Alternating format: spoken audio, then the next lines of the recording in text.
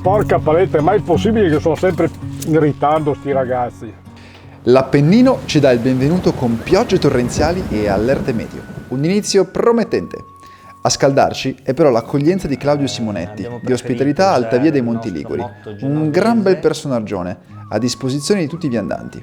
Nonostante il tempo inclemente, arriviamo alla guest house Il Drago Bianco di Paolo e Anna, dove a suon di porcini fritti e schitarrate neverending attendiamo pazienti che passi il nubifragio.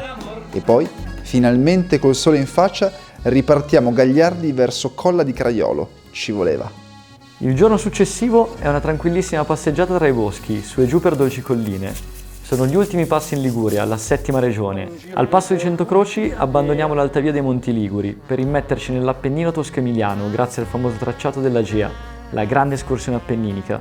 Per la prima volta avvistiamo in lontananza le Alpi Apuane e la costa tirrenica, uno spettacolo inconsueto. In un clima decisamente autunnale arriviamo al passo della Cisa, da dove ripartiamo il mattino seguente alle prime ore del giorno. La giornata è a dir poco affascinante. Come se non bastasse, ad attenderci al passo del Cirone, ci sono gli amici dell'associazione Sentieri Liguri Apuani, un bel gruppone che ci accompagna fino alla cima del Monte Marmagna.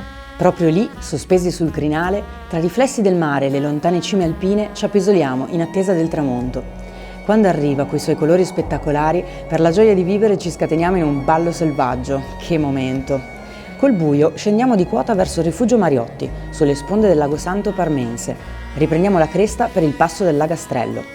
Dalla cima del Monte Aquila in poi siamo sballottati da un incessante e fortissimo vento che rende l'ambiente selvaggio e suggestivo. Ci sentiamo un po' alla compagnia dell'anello. Madonna Giovanni, non hai idea, guarda, oggi è stato veramente una... Tu bene Giovanni? No, qualcosa no, va, devo prendere la boccata d'aria. Ma ho detto qualcosa che non andava?